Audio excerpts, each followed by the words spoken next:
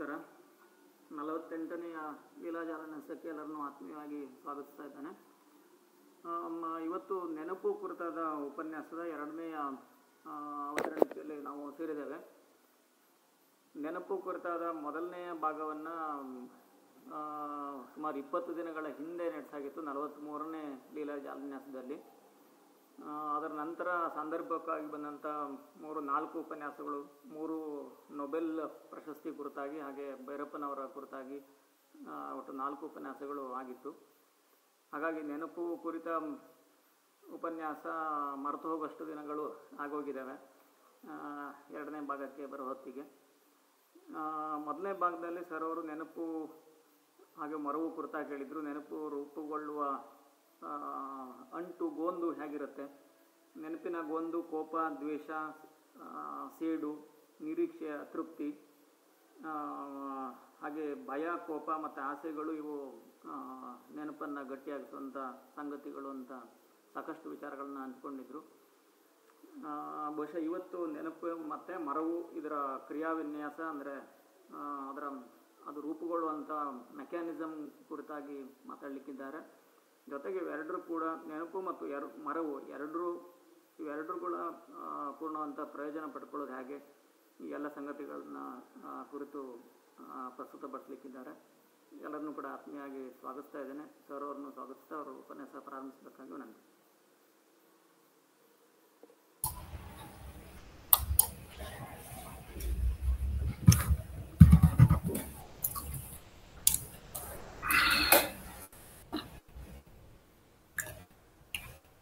ಎಲ್ಲರಿಗೂ ನಮಸ್ಕಾರ. ನೆನಪಿನ ಪರೀಕ್ಷೆಯಾಗಿ ಪರಿವರ್ತನೆಯಾದದ್ದು ಆಕಸ್ಮಿಕ. ಆತ್ಮೀಯರೇ, ಈ ದಿನ ಈ ನೆನಪಿನ ಪ್ರಕ್ರಿಯೆ ಇದೆಯಲ್ಲ, ಉಗಮವಾಗುವ ರೀತಿ, ಅದು ದಾಖಲಾಗುವ ರೀತಿ, ಅದ್ರ ಬಗ್ಗೆ ಸ್ವಲ್ಪ ವಿಸ್ತಾರವಾಗಿ ಮಾಡಿದ್ರೆ ವಿದ್ಯಾರ್ಥಿಗಳಿಗೆ ಅದು ಉಪಯೋಗ ಆಗುತ್ತೆ ಅಂತ ನನ್ನ ಆಸೆ. ಆದ್ರೆ ಇಲ್ಲಿ ಬಂದಿರೋರೆಲ್ಲ ವಿದ್ಯಾರ್ಥಿಗಳ ಪೋಷಕರು ಅಂತ ನನಗೆ ಗೊತ್ತು, ಬಹಳ ಜನ. ಆದ್ರೂ ನಮ್ಮ ಕೆಲಸವನ್ನ ನಾನು ಯಾರನ್ನೋ ಕಾಯ್ದು ನಿಲ್ಲಿಸೋ ಪ್ರಶ್ನೆ ಇಲ್ಲ, ಇವತ್ತು ಪ್ರಾರಂಭ ಮಾಡ್ತೇನೆ. ಆತ್ಮೀಯರೇ, ನಾವು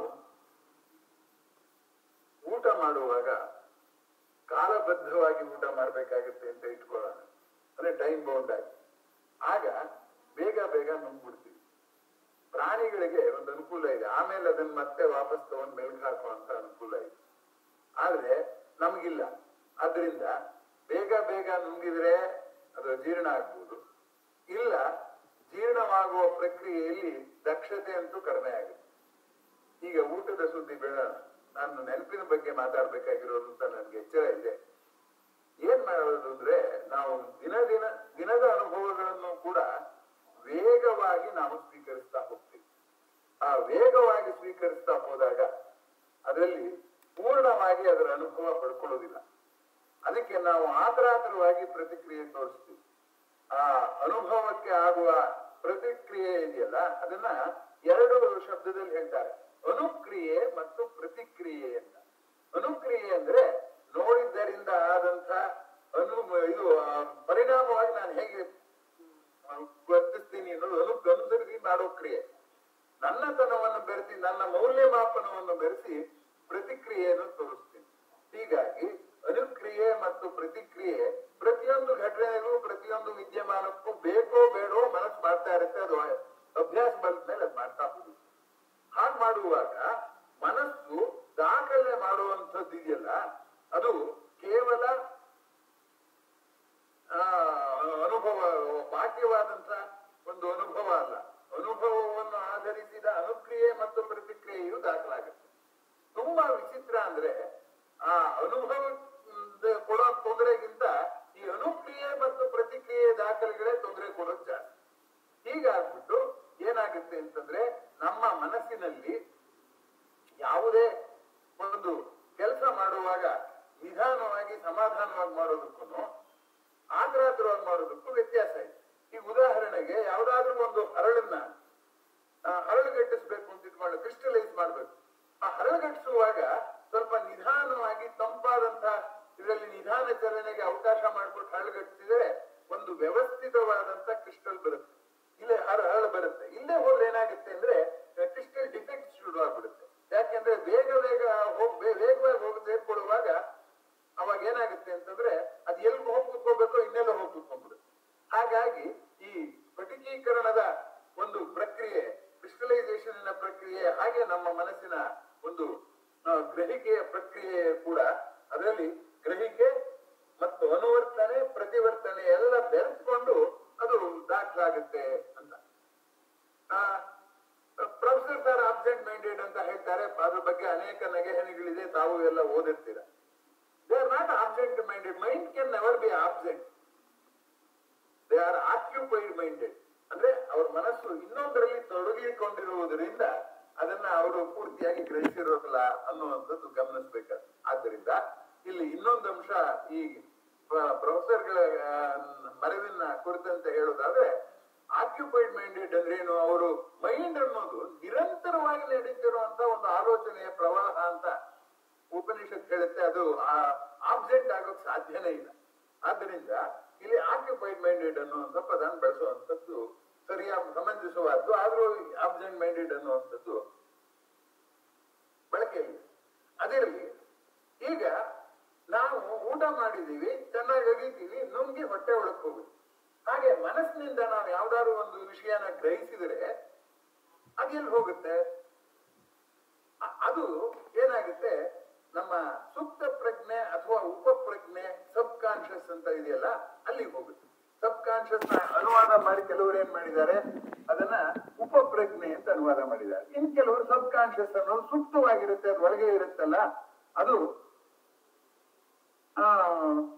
ಸುಪ್ತ ಪ್ರಜ್ಞೆ ಅಂತ ಹೇಳುವಂಥದ್ದು ಉಂಟು. ಎರಡು ಪದನು ಬಳಕೆಯಲ್ಲಿದೆ. ಅದೇನಾದ್ರು ಆಗ್ಲಿ, ಪ್ರಜ್ಞೆಯಲ್ಲಿ ನಮಗೆ ಏನಿದೆ ಅನ್ನೋದು ಗೊತ್ತು, ಸುಪ್ತ ಪ್ರಜ್ಞೆಯಲ್ಲಿ ಏನಿದೆ ಅನ್ನೋದು ಗೊತ್ತಿಲ್ಲ. ಈ ನಾವು ಕಂಡದ್ದೇ ನಾವು ಬೇಗ ನುಂಗಿದ ಹಾಗೆ ಅದಕ್ಕೆ ಅನುಕ್ರಿಯೆ ಪ್ರತಿಕ್ರಿಯೆ ಬೇಗ ಬೇಗ ಮಾಡ್ಬಿಟ್ಟು ಅದನ್ನ ಸುಪ್ತ ಪ್ರಜ್ಞೆ ತಳ್ತಾ ಹೋಗ್ತೀವಿ. ಅಂದ್ರೆ ಏನಾಯ್ತು, ಅದನ್ನ ಸರಿಯಾಗಿ ಸಂಸ್ಕಾರ ಮಾಡ್ದೇಲೇನೆ ಸುಪ್ತ ಪ್ರಜ್ಞೆಗೆ ಕಳಿಸುವಂಥದ್ದು ಆಗುತ್ತೆ. ಅದಕ್ಕೇನೆ ನಾನೇನು ಅಂದ್ರೆ ನನ್ನ ಆಲೋಚನೆ ಏನು ಅನ್ನೋದ್ರ ಬಗ್ಗೆ ಮಂಕುತಿ ಮನಕದಲ್ಲಿ DVG ಹೇಳ್ತಾರೆ. ಏನಂತ? ಸ್ವಂತಕ್ಕೆ ದುರ್ದರ್ಶ ಅಂತ. ಅಂತರಂಗವನ್ನೆಲ್ಲ ಬಿಚ್ಚಿ ತೋರಿಪನದ, ಅಂತರ ಗಭೀರಗಳನ್ನೆಲ್ಲ ಅರಿತವನದ, ಗಂತಿಗಳು ಗಂಟುಗಳು ಮಡಿಪುಗಳಲ್ಲಿ ಸ್ವಂತಕ್ಕೆ ದುರ್ದರ್ಶ ಮಂಕುತಿಮ್ಮ ಅಂತ. ಈ ಕೊನೆ ಸಾರ್ ತಗೊಳ್ಳಿ, ಸ್ವಂತಕ್ಕೆ ಯಾಕೆ ದುರ್ದರ್ಶ? ನನ್ನ ಮನಸ್ಸಲ್ವೇ, ನಂಗೆ ಯಾಕೆ ಗೊತ್ತಿಲ್ಲ ಅಂತಂದ್ರೆ ಅದು ಸುಪ್ತ ಪ್ರಜ್ಞೆ ಅಂತ ಹೇಳೋದೇ ಅದಕ್ಕೋಸ್ಕರ. ಅಲ್ಲಿ ಹೋದದ್ದು ಮತ್ತೆ ಮೇಲೆ ಅಷ್ಟು ಬೇಗ ಬರೋದಿಲ್ಲ. ಆ ಹೋಗುವಾಗ ವೇಗವಾಗಿ ಜಾರೋ ಬಂಡೆಯಲ್ಲಿ ಜಾರದ ಹಾಗೆ ಹೋಗ್ಬಿಡುತ್ತೆ. ಆ ಜಾರುವಾಗ ಹೋಗುವ ಮುನ್ನ ಅದಕ್ಕೊಂದು ಸಂಸ್ಕರಣ ನಾವು ಮಾಡ್ಬೇಕು ಅಂತ ನಮ್ ಇಷ್ಟ ಇದ್ರೂ ಕೂಡ ಅದಿರೋದಿಲ್ಲ. ಹಾಗಾಗಿ ಅರೆ ಬರೆ ಸಂಸ್ಕರಣದಿಂದ ಅದು ಹೋಗುತ್ತೆ. ಎಲ್ಲಿಗೆ ಹೋಗುತ್ತೆ? ಸುಪ್ತ ಪ್ರಜ್ಞೆಗೆ ಹೋಗಿ ಸೇರ್ಕೊಂಡ್ಬಿಡುತ್ತೆ. ಹೋಗಿ ಸೇರ್ಕೊಂಡಿದ್ದು ಅಲ್ಲೇ ಇರುತ್ತೋ? ಇರಲ್ಲ. ಯಾವಾಗಲೂ ಸಮಯ ನೋಡಿ ಮತ್ತೆ ಮೇಲೆ ಬರುತ್ತೆ. ಅದು ಸುಪ್ತ ಪ್ರಜ್ಞೆಗೆ ಹೇಗೆ ಹೋಯ್ತು, ಮೇಲೆ ಯಾವಾಗ ಬರುತ್ತೆ, ಯಾಕೆ ಬರುತ್ತೆ ಅನ್ನುವಂಥದ್ದು ಗೊತ್ತಿಲ್ಲದೆ ಇರೋದ್ರಿಂದ ಕೆಲವನ್ನ ನಾವು ನೋಡಿದ್ರೂ ಮರೆತು ಬಿಡ್ತೀವಿ, ಕೆಲವನ್ನ ಮರಿಬೇಕು ಅಂದ್ರೂ ಮರೆಯಕ್ಕಾಗ್ತಾ ಇಲ್ಲ. ಅದಕ್ಕೇನೆ ಈಗ ಅತಿ ದೊಡ್ಡ ಸಮಸ್ಯೆ ಅಂದ್ರೆ ನಾವು ಯಾವ್ದನ್ನ ಮರಿಬೇಕು ಅಂತೀವೋ ಅದ್ ನೆನಪುಳಿದ್ ಬಿಡುತ್ತೆ. ಯಾವ್ದು ನೆನಪುಳ್ಬೇಕು ಅಂತ ಅನ್ಕೋತೀವೋ ಅದ್ ಮರೆಗುಳಿತನ ಆಗ್ಬಿಡುತ್ತೆ.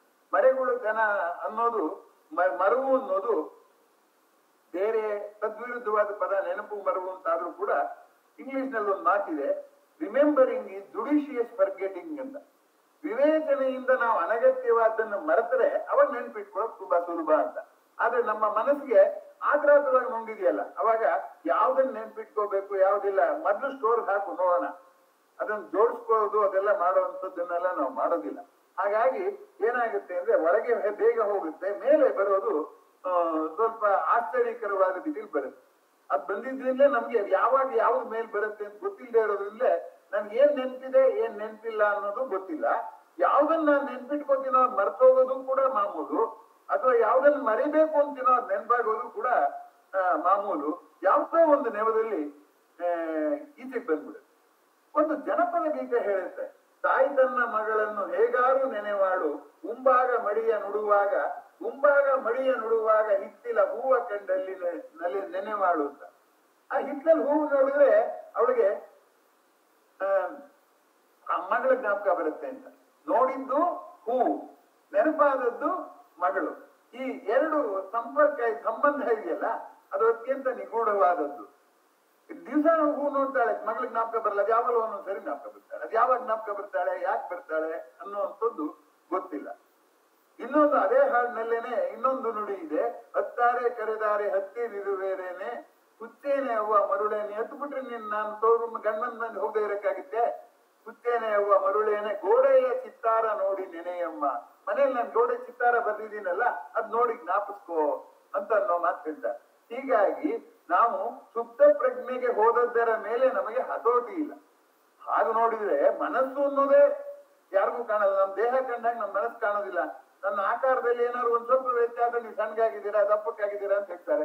ನೀವು ಚಿಂತೆ ಮಾಡ್ತಿದ್ದೀರಾ ಅಂತ ಯಾರು ಹೇಳ್ತಾರೆ ಹೇಳಿ? ಹಾಗಾಗಿ ಮನಸ್ಸೇನೇ ಒಂದು ರೀತಿಯಲ್ಲಿ ದೇಹಕ್ಕಿಂತ ಸೂಕ್ತವಾದದ್ದು. ಆದ್ರೆ ಆ ಮನಸ್ಸಿನಲ್ಲಿ ಇನ್ನೂ ಸೂಕ್ತವಾದದ್ದು ಸುಪ್ತ ಪ್ರಜ್ಞೆ. ಹಾಗಾಗಿ ಈ ಸುಪ್ತ ಪ್ರಜ್ಞೆ ಮತ್ತು ಪ್ರಜ್ಞೆಯ ನಡುವಿನ ಒಡನಾಟದ ಮೇಲೆ ನಮಗೆ ನಿಯಂತ್ರಣ ಇಲ್ಲ. ಅದಕ್ಕೆ ನಾವು ಯಾವ್ದು ನೆನ್ಪಿಟ್ಕೋಬೇಕು ಯಾವ್ದು ನೆನ್ಪಿಟ್ಕೋಬಾರದು ಅನ್ನೋದು ನಮ್ಮ ವಿವೇಚನೆಗೆ ಸೇರಿದ್ದಲ್ಲ. ಅದು ಏನೋ ನಡೆಯುತ್ತೆ, ಅದು ಒಂದು ರೀತಿಯ ತರ್ಕಾತೀತವಾದಂತಹ ಅದ್ಭುತ ಅಂತ ಅನ್ನೋ ಹಾಗೆ ಕಾಣುತ್ತೆ. ಇಷ್ಟಾದ್ರೂ ಕೂಡ ಏನಾಗುತ್ತಪ್ಪ ಅಂತಂದ್ರೆ, ಹೇಗೆ ಹಗಲಿನ ಸಂಗತಿಗಳು ಆತರಾತರವಾಗಿ ನುಂಗಿದ್ದು ರಾತ್ರಿ ಬಂದು ಕನಸಾಗಿ ನಮ್ಮನ್ನ ಕಾಡುತ್ತೆ. ಆ ಕನಸನ್ನೇ ಕಲ್ಪಿಸ್ಕೊಂಡ್ರು ಕೂಡ ನಮಗ್ ಗೊತ್ತಾಗತ್ತೆ. ಏನಂದ್ರೆ ಕನಸು ಬೀಳೋದು ಯಾವಾಗ, ಬೆಳಗ್ಗೆ ನೋಡಿದ್ರಲ್ಲಿ ಯಾವುದು ನಮ್ಗೆ ಇಷ್ಟ ಆಯ್ತೋ ಅದು ಕನಸಿನಲ್ಲಿ ಬರುತ್ತೆ, ಯಾವುದು ನಮ್ಗೆ ಕಷ್ಟ ಆಯ್ತೋ ಅದು ಕನಸಿನಲ್ಲಿ ಬರುತ್ತೆ. ಅದಕ್ಕೆ ಒಳ್ಳೆ ಕನಸು ಬಿಟ್ಟು ಕೆಟ್ಟ ಕನಸು ಬಿತ್ತು ಅಂತ ಹೇಳ್ತೀವಿ. ಕನಸಿನಲ್ಲಿ ಕೆಟ್ಟದ್ದು ಇಲ್ಲ, ಒಳ್ಳೇದು ಇಲ್ಲ. ನಾವ್ ಅದನ್ನ ಕರೆಯೋದು ಒಳ್ಳೇದು ಕೆಟ್ಟದ್ದು ಹೇಗೆ ಅಂದ್ರೆ, ನಾವು ಅಪೇಕ್ಷೆ ಪಟ್ಟಿದ್ದನ್ನ ಒಳ್ಳೆ ಕನಸು, ಅಪೇಕ್ಷೆ ಪಡದೆ ಇರೋದನ್ನ ಕೆಟ್ಟ ಕನಸು ಅಂತಾರೆ. ಒಂದ್ ದಿವಸ ನನಗೆ ರಾತ್ರಿ ಕನಸು ಬಿದ್ದಿತ್ತು. ಅವಾಗ ನನಗೆ ಹೋಳಿಗೆ ಕಂಡು ತುಂಬಾ ಇಷ್ಟ. ರಾತ್ರಿ ಕನಸಲ್ಲಿ ಏನ್ ಬಿದ್ದಿದೆ ಅಂದ್ರೆ, ನಾನು ಯಾರ ಮನೆಗೋ ಊಟಕ್ಕೆ ಹೋಗಿದ್ದೀನಿ, ಹೋಳಿಗೆ ಬಿಡಿಸ್ತಾ ಇದ್ದಾರೆ, ಒಂದ್ ಕೈನಲ್ಲಿ ಇಟ್ಕೊಂಡು ಬಿಡಿಸ್ತಾ ಇದ್ದಾರೆ ಒಂದೊಂದನ್ನೇ. ನನ್ ತಟ್ಟೆಗೆ ಬರೋ ಹೊತ್ತಿಗೆ ಸರಿಯಾಗಿ ಇಡೀ ಹೋಳಿಗೆಗಳೆಲ್ಲ ನನ್ ತಟ್ಟೆಗೆ ಬಿದ್ದ್ಬಿಟ್ಟಿದೆ. ತುಪ್ಪ ಹಾಕಿದ ಕೈ ಜಾರತಿದೆ, ಅದೇ ಅದಕ್ಕೆ ಹೀಗೆ ಆಗ್ಬಿಡ್ತು. ನಾನು ಏನು ತಿಳ್ಕೊಬೇಡಪ್ಪ, ನಿನ್ ಕೈಲಿ ಎಷ್ಟಾಗತ್ತೋ ಅಷ್ಟು ತಿನ್ನು ಅಂತ ಹೇಳಿದ್ರು ಅಷ್ಟೊತ್ತಿಗೆ ಹೆಸರಾಯ್ತು. ನಾನು ಯಾಕೆ ಈ ವಿಷಯ ಹೇಳಿದೆ ಅಂತಂದ್ರೆ, ಕನಸನ್ನ ನಾವು ಕೆಲವನ್ನ ಮನೋವಿಜ್ಞಾನಿಗಳ ಹತ್ರಕ್ಕೆ ಏನು ಹೋಗ್ಬೇಕಾಗಿಲ್ಲ, ನಾವೇ ವಿಶ್ಲೇಷಣೆ ಮಾಡ್ಕೊಳ್ಳೋಕ್ಕೂ ಕೂಡ ಸಾಧ್ಯ ಇದೆ. ನಾವೇ ವಿಶ್ಲೇಷಣೆ ಮಾಡ್ಕೊಳ್ಳುವ ಸಾಧನದನ್ನ ನಾವು ಮಾಡೋದಿಲ್ಲ ಅಷ್ಟೇ. ಹಾಗಾಗಿ ಈಗ ಪ್ರಶ್ನೆ ಏನಪ್ಪಾ ಅಂದ್ರೆ, ಸುಪ್ತ ಪ್ರಜ್ಞೆಗೆ ಹೋದದ್ದು ಮತ್ತೆ ಮೇಲೆ ಬರೋದು ಹೇಗೆ, ಯಾಕೆ ಬರುತ್ತೆ ಅನ್ನುವಂಥದ್ದು ತುಂಬಾ ಆಶ್ಚರ್ಯ ಕೊಡುವಂತಹ ಸತ್ಯ. ಆತ್ಮೀಯರೇ, ಈ ಸುಪ್ತ ಪ್ರಜ್ಞೆಗೆ ಹೋಗೋದ್ರಲ್ಲಿ ಆತರ ಹೆಚ್ಚು ಕಡಿಮೆ ಜಾರೋ ಬಂಡೆ ಜಾರದಾಗ ಹೊರಟೋಗುತ್ತೆ. ಮತ್ತೆ ಮೇಲ್ ಬರೋದು ಕಷ್ಟ. ಯಾಕೆಂದ್ರೆ ಅದ್ ಮೇಲ್ ಬರ್ಬೇಕಾದ್ರೆ ಗುರುತ್ವದ ವಿರುದ್ಧ ಮೇಲೆ ಜಾರೋ ಬಂಡೆ ಮೇಲ್ ಹತ್ತೋದು ಹೇಗೆ ಕಷ್ಟವೋ ಹಾಗೆ ಅದು ಕಷ್ಟವಾದಂತ ಸಂಗತಿ ಅನ್ನುವಂಥದ್ದು ಗಮನಿಸ್ಬೇಕಾಗ್ತದೆ. ಇನ್ನೊಂದು ನೋಡೋಣ. ಕಲ್ಲು, ನೀರಿಗೆ ಕಲ್ಲು ಹಾಕಿದ್ರೆ ಕಲ್ಲು ಮುಳುಗೋಗ್ಬಿಡುತ್ತೆ. ಆದ್ರೆ ನೀರಿಗೆ ಚೆಂಡು ಎಸೆದ್ರೆ ಚೆಂಡು ತೇಲುತ್ತೆ. ಹಾಗಾದ್ರೆ ನಮ್ಮ ಮನಸ್ಸಿನಲ್ಲಿ ಸುಪ್ತ ಪ್ರಜ್ಞೆಗೆ ಹೋಗುವಂತ ಸಂಗತಿಗಳು ಇದೆ, ಸುಪ್ತ ಪ್ರಜ್ಞೆಗೆ ಹೋಗದ ಸಂಗತಿಗಳು ಇದೆ. ಅದು ಚೆಂಡಿನ ರೀತಿಯಲ್ಲಿ ಚೆದರಿ ಹೋಗುತ್ತೆ ಅಷ್ಟೇ. ಆದ್ರೆ ಇನ್ ಕೆಲವು ಕಲ್ಲಿನ ಹಾಗೆ ಹೋಗುತ್ತೆ. ಆದ್ರೆ ಬಹುತೇಕವು ಕಲ್ಲು ಅಲ್ಲ, ಚೆಂಡು ಅಲ್ಲ, ಶವ ಇದ್ದ ಹಾಗೆ. ಶವ ಇದ್ದಾಗ ಏನಾಗುತ್ತೆ ಅಂದ್ರೆ, ಯಾರು ತೀರ್ಕೊಂಡ್ಬಿಟ್ಟು ನೀರಿನಲ್ಲಿ ಮುಳುಗಿದಾಗ ಅವರ ದೇಹದಲ್ಲಿ ಒಂದು ಅನಿಲ ಉತ್ಪತ್ತಿ ಆಗುತ್ತೆ. ಅದನ್ನ ರಿಗರ್ ಮಾರ್ಟಿಸ್ ಅಂತ ಕರೀತಾರೆ. ಆ ರಿಗರ್ ಮಾರ್ಟಿಸ್ ಬಂದಾಗ ದೇಹ ಉಬ್ಬುತ್ತೆ. ದೇಹ ಉಬ್ಬಿದಾಗ ಏನಾಗುತ್ತೆ ಅಂದ್ರೆ, ಆ ಶವ ಬಲೂನ್ ತರ ಉಬ್ಬಿ ಸಾಂದ್ರತೆ ಗಾತ್ರ ಜಾಸ್ತಿ ಆಯ್ತು, ತೂಕ ಅಷ್ಟೇ ತಾನೆ, ಸಾಂದ್ರತೆ ಕಡಿಮೆ ಆಗಿ ಮೇಲೆ ಬರುತ್ತೆ. ಆ ಮೇಲೆ ಬಂದದ್ದು ಏನಾಗ್ಬಿಡುತ್ತಪ್ಪ ಅಂತಂದ್ರೆ, ಆ ಅನಿಲ ಎಲ್ಲ ಹೊರಟೋದ್ಮೇಲೆ ಮತ್ತೆ ಮುಳುಗುತ್ತದು, ಮತ್ತೆ ರಿಗರ್ ಮಾರ್ಟಿಸ್ ತುಂಬಿಕೊಳ್ಳುತ್ತೆ, ಮತ್ತೆ ಮೇಲ್ ಬರುತ್ತೆ. ಹಾಗೆ ಈ ಸುಪ್ತ ಚೇತನ ಹೆಚ್ಚು ಕಡಿಮೆ ಶವ ಇದ್ದ ಹಾಗೆ, ನೀರಿನಲ್ಲಿ ಮುಳುಗಿರುವ ಶವ ಇದ್ದ ಹಾಗೆ. ಅದು ಮೇಲೆ ಬರುವುದು ಪ್ರಕ್ರಿಯೆ ಮತ್ತು ಕೆಳಗೆ ಬರುವ ಪ್ರಕ್ರಿಯೆ ಒಂದು ರೀತಿಯಲ್ಲಿ ಆಸಿಲೇಷನ್ ಅಂತಾರಲ್ಲ, ಆಂದೋಲನ ಅಂತಾರಲ್ಲ, ಹಂಗೆ ನಡೆಯುತ್ತೆ. ಇತ್ತೀಚೆಗೆ ಮನೋವಿಜ್ಞಾನಿಗಳು ಒಂದ್ ಅಂಶ ಕಂಡುಕೊಂಡಿದ್ದಾರೆ. ಏನಪ್ಪಾ ಅಂದ್ರೆ, ಈಗ ನಾನು ನಿಮ್ಮನ್ನು ಹೊಗಳ್ತೀನಿ, ನಾನು ನಿಮ್ಮನ್ನು ಬೈತೀನಿ. ಯಾವುದು ಬಹಳ ಕಾಲ ಉಳಿಯುತ್ತೆ ಅಂತಂದ್ರೆ ಹೊಗಳಿದ್ದು ಬೇಗ ಅಳಿಸೋಗುತ್ತಂತೆ, ಅವಮಾನ ಮಾಡಿದ್ದು ವರ್ಷಗಟ್ಲೆ ಇರುತ್ತಂತೆ.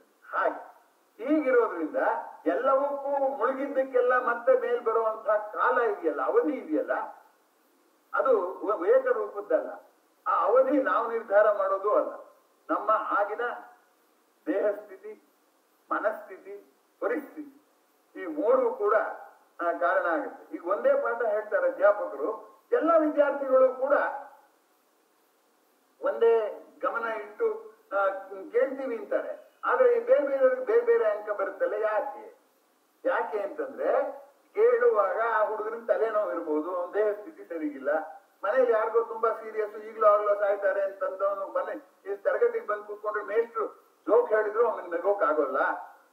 ಹೀಗಿರೋದ್ರಿಂದ ಈ ಮೂರು ದೇಹ ಸ್ಥಿತಿ, ಮನಸ್ಥಿತಿ ಮತ್ತೆ ಪರಿಸ್ಥಿತಿ, ಈ ಮೂರು ಕೂಡ ಈ ನಮ್ಮ ಅನುಕ್ರಿಯೆಯನ್ನ ಮತ್ತು ಪ್ರತಿಕ್ರಿಯೆಯನ್ನು ನಿರ್ಧರಿಸುತ್ತೆ. ಅನುಕ್ರಿಯೆ, ಪ್ರತಿಕ್ರಿಯೆ. ನಾವು ದಾಖಲಾಗೋದು ಸುಪ್ತ ಮನಸ್ಸಿಗೆ ಹೋಗೋದು ಬರೇ ವಸ್ತುವಲ್ಲ, ಅನುಕ್ರಿಯೆ ಮತ್ತು ಪ್ರತಿಕ್ರಿಯೆಗಳು ದಾಖಲಾಗುತ್ತೆ ಅಂತ ಆಗ್ಲೇ ಹೇಳಿದೆ ನಾನು. ಆದ್ದರಿಂದ ಈ ಅನುಕ್ರಿಯೆಯನ್ನ ನಾವು ಏನ್ ಮಾಡ್ತೀವಿ ಅಂತ ನಮಗೆ ಗೊತ್ತಿಲ್ಲ. ಆದ್ರಿಂದ ಅದಕ್ಕೆ DVG ಹೇಳಿದ್ದು ಸ್ವಂತಕ್ಕೆ ದುರ್ದರ್ಶ ಅನ್ನುವ ಮಾತನ್ನ. ಆತ್ಮೀಯರೇ, ಹೀಗಾಗಿ ಈ ಸುಪ್ತ ಚೇತನ ಏನಿದೆ ಅಲ್ಲ, ಅಥವಾ ಸುಪ್ತ ಚೇತನ ಏನಿದೆಯಲ್ಲ, ಅದು ತನ್ನೊಳಗೆ ಸೆಳೆದುಕೊಳ್ಳುವುದು ಮತ್ತೆ ಬಿಟ್ಕೊಡುವಂತ ಕೆಲಸನ ಒಂದು ವಿಚಿತ್ರವಾದ ಲೀಲೆಯಾಗಿ ಮಾಡುತ್ತೆ. ಅದನ್ನ ಅರ್ಥ ಮಾಡ್ಕೊಳ್ಳೋದು ಸ್ವಲ್ಪ ಕಷ್ಟ. ಅದಕ್ಕೇನೆ ನಮ್ಗೆ ನೆನಪಿನ ಮೇಲೆ ಹೀಗೆ ಇದನ್ನಿತ್ತಂ ಅಂತ ಕಡಾಖಂಡಿತವಾಗಿ ಅಥವಾ ಖಚಿತವಾಗಿ ಹೇಳೋದಕ್ಕೆ ಸಾಧ್ಯ ಆಗುದಿಲ್ಲ. ಆದರೂ ಕೆಲವೆಲ್ಲ ತುಂಬಾ ಸ್ಪಷ್ಟವಾಗಿ ನಮ್ಮ ಅನುಭವಕ್ಕೆ ಬಂದಿರುವಂಥದ್ದು. ಅದನ್ನ ಮನಃಶಾಸ್ತ್ರಜ್ಞರು ಕೂಡ ಅನುಮೋದನೆ ಮಾಡಿರುವಂಥದ್ದು. ಅನುಭವಕ್ಕೆ ಬಂದದ್ದನ್ನ ಯಾವುದನ್ನ ಮನಃಶಾಸ್ತ್ರಜ್ಞರು ಅನುಮೋದನೆ ಮಾಡಿದ್ದಾರೆ ಅಂತ ಈಗ ನೋಡೋಣ.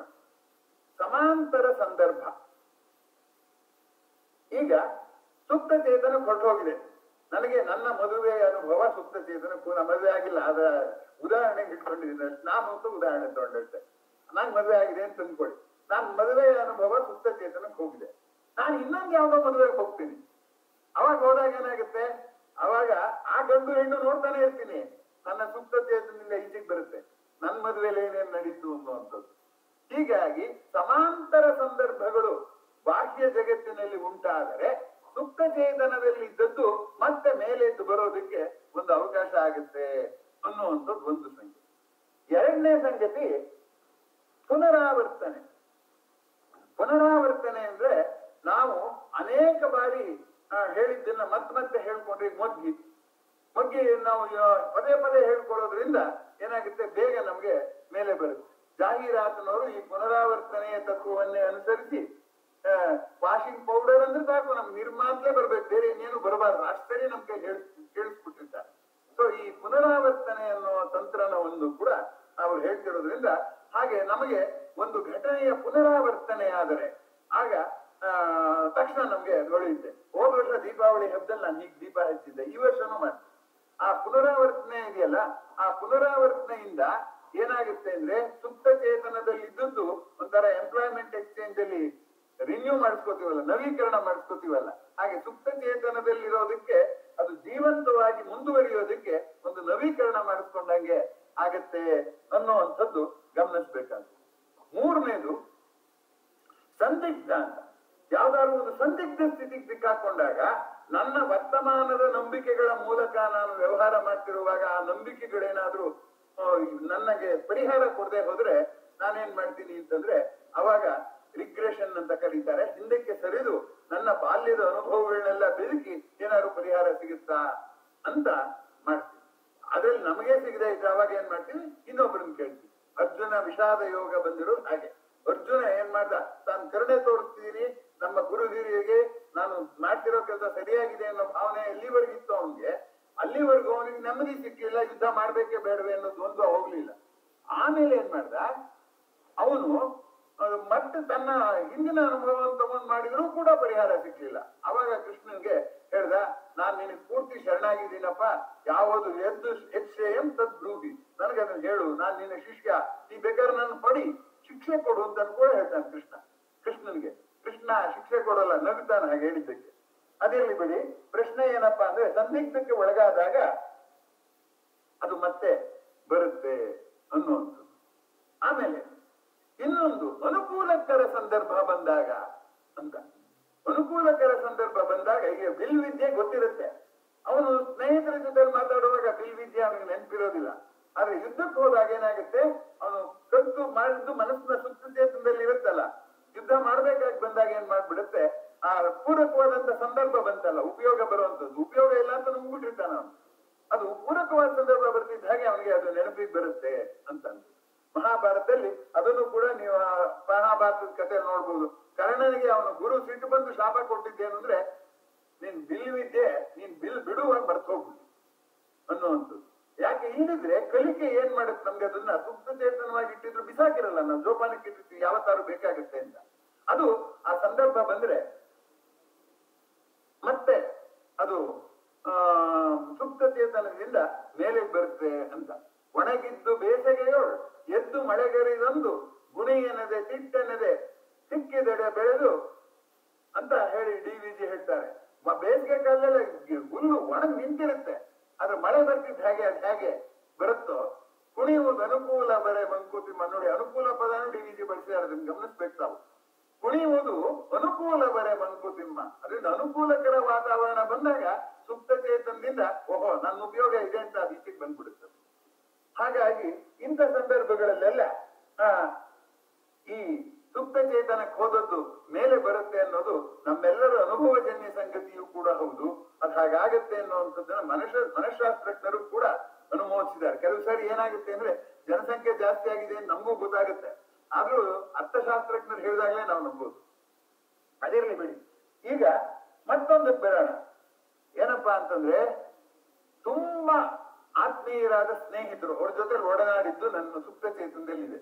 ಅಂಥದೇ ಇನ್ನೊಬ್ಬ ಸ್ನೇಹಿತರು ಸಿಕ್ಕಿದ್ರೆ ಅವಾಗ ಅವರದ್ದು ಜ್ಞಾಪಕ ಬರುತ್ತೆ. ಆದ್ದರಿಂದನೇ ಭೃಂಗದ ಬೆನ್ನೇರಿ ಬಂತು ಕಲ್ಪನಾ ವಿಲಾಸ ಅಂದ ಹಾಗೆ, ನಾನು ನನಗೆ ಸುಖ ನೀಡಿದ ಒಬ್ಬ ವ್ಯಕ್ತಿಯ ನೆನಪು, ಸುಖ ನೀಡಿದ ಒಬ್ಬ ವ್ಯಕ್ತಿ ಹಿಂದೆ ಸುಖ ನೀಡಿದ್ದವರೆಲ್ಲ ಕ್ಯೂನಲ್ಲಿ ಬರ್ತಾರೆ, ಸಾಲಾಗಿ ಬಂದು ನಮ್ಗೆ ನೆನಪಾಗ್ತಾರೆ ಅಂತಂದ್ರೆ ಒಂದು ಸಮಾಂತರದಲ್ಲೇ ಇದು ಒಂದೇ ರೀತಿ ಪಾಸಿಟಿವ್ ಸಮಾಂತರ. ಅಂದ್ರೆ ಒಳ್ಳೆಯವ್ರನ್ನ ನೋಡಿ ಒಳ್ಳೆಯವ್ರನ್ನ ಜ್ಞಾಪಿಸ್ಕೊಂಡ್ವಿ.